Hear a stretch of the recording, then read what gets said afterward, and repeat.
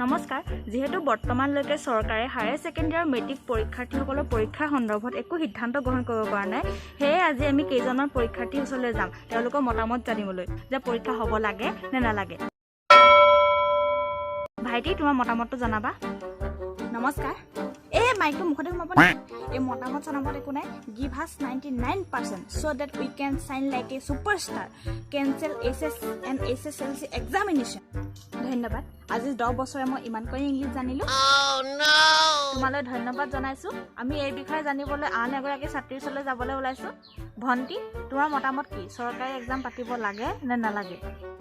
এইবোনা পৰীক্ষা চকে কেনসেল কৰিব লাগে বুইছেনে ইদম বাবুৱে লকৰকে আছে আৰু মানে একদম এক্সামটো শেষ হৈ বুলো লক কৰা কথা আছিল কাজিয়া হৈ গৈছে গম পাইনে এইবোৰ এক্সামটো কেনসেল কৰিলে ভাল আৰু এতিয়া লক কৰিব পাৰি আৰু নে কি কয় হ'ব আৰু হেতু আছিল মই জনাবলৈ আপোনালৈ ধন্যবাদ জনাইছো ভাইটি তোমাৰ মতামতটো জনাবানে নমস্কাৰ এইবোৰ পৰীক্ষা হয় নে নহয় এইবোৰ মোৰ মতলব নাই মায়ে কৈছে পৰীক্ষাটো দি লোৱাৰ পিছত বোলে ভাল হোটেল এখনত গৈ পেলাই খোৱাবগে বোলে হয় পঢ়ি শুনিনো কেইটা ডাঙৰ মানুহ হৈছে খাই বহে ডাঙৰ মানুহ হৈছে ধন্যবাদ আপোনালৈ ধন্যবাদ জনাইছো আমাৰ অনুষ্ঠানটি সামৰিব সময় হৈছে গতিকে আমি সেইগৰাকী পৰীক্ষাৰ্থীৰ ওচৰলৈ যাবলৈ বিচাৰিছোঁ আপোনাৰ মতামত কি পৰীক্ষা হ'ব লাগে নে নালাগে টুইটাৰ লিখ এই হেশটেগ দুটা লিখিবি কেনসেল Hslc এক্সামিনেশ্যন গোটেই হোৱাটছএপত শ্বেয়াৰ কৰি দে চবতে হেশটেগ লগাবি এক্সাম কেনসেল হ'ব কাৰণে আৰু গোটেই ফেচবুকত দে চবতে একদম এক্সাম মুঠতে কেনসেল হ'ব লাগে হ'ব তই ৰাখচোন মই কিবা এটা কওঁ কি কৈছিলে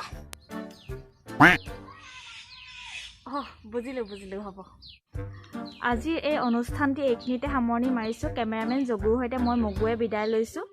ফকতীয়া চাই থাকক চেনেলটোৰ পৰা ধন্যবাদ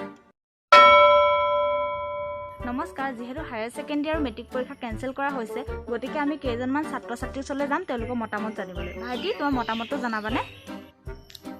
সেইবোৰ মই পাছত কম মদন তাত 5 কেজি গাহৰি কাটিব দি থৈছোঁ শেষ হৈ যাব মানে হ'ব ৰাখিছোঁ এক্সাম কেনসেল হৈছে বৰ ভাল আছে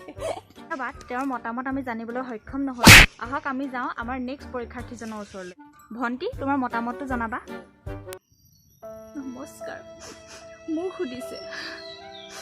নকব আৰু কিমান কষ্টত মই পঢ়িছিলোঁ আমাৰ ঘৰত লোকে চাকি জ্বলাবলৈ কেৰাচিন তেলেই নাছিলে যোনদিনাখন কেৰাচিন তেল আনো সেইদিনাখন লোকে চাকিটোৱে হেৰাই থাকে সেইটো কাৰণে মই লোকৰ ঘৰৰ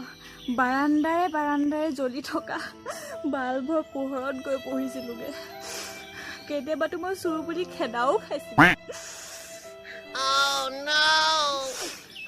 তেনেকৈ পঢ়ি মই ভাল ৰিজাল্ট কৰিম বুলি ভাবিছিলোঁ এতিয়া সেয়া নহ'ব আৰু তোমাৰ কথা মই বুজি পাইছোঁ আমাৰ নেক্সট পৰীক্ষাৰ্থীগৰাকীৰ ওচৰলৈ আমি যাম ভণ্টি তোমাৰ মতামতটো জনাবা ধন্যবাদ পৰীক্ষাটো কেনসেল নকৰাহেঁতেনে ভাল আছিলে নেকি মানে কি হ'ল আমাৰ ঘৰৰ ওচৰৰ মমি খুৰী ছোৱালীজনীয়ে যোৱা বছৰৰ স্কুটি এখন পালে তেতিয়া পাই মায়ে সদায় কয় স্কুটিখন দেখাই দিয়ে তই যদি তেনেকুৱা এখন স্কুটি আনিব নোৱাৰ ঘৰ নোসোমাবি এতিয়াতো পৰীক্ষাটো কেনসেল কৰি দিলে এতিয়া কি হ'ব মই সেইটোকে ভাবি ভয় লাগিছে হয় এতিয়া আহোঁতে মই কালিৰ পৰা পেকিং কৰি থৈ দিছোঁ আহোঁতে এতিয়া বস্তুখিনি মই কাপোৰে কানিয়ে গোটেইখিনিলৈকে গোহালি ঘৰত থৈ আহিছোঁগৈ ঘৰ গৈ কি পৰিস্থিতি হয় ঠিক নাইতো এতিয়া গোহালি ঘৰতে থাকিবলগীয়া হয় নে ঘৰতে থাকিবলগীয়া হয় মোৰ যে বৰ দুখ লাগিছে কি যে হ'ব আৰু ধন্যবাদ তোমালৈ ধন্যবাদ জনাইছোঁ আমাৰ নেক্সট পৰীক্ষাৰ্থীগৰাকীৰ ওচৰলৈ আমি যাম ভণ্টি তোমাৰ মতামতটো জনাবা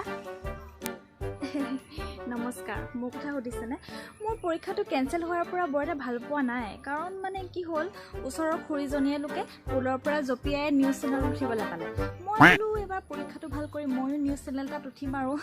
এতিয়া মনৰ আশা মনতে থাকি গ'ল মনতে থাকি গ'ল এতিয়া যিয়ে নহওক আৰু আপোনালোকৰ চেনেলতে উঠিবলৈ পালোঁ ধন্যবাদ জনাইছোঁ দেই হে ভণ্টি কি যে কোৱা স্বাগতম সময়ৰ অভাৱ গতিকে আমাৰ অনুষ্ঠানটি শেষ হ'ব হৈছেগৈ গতিকে আমি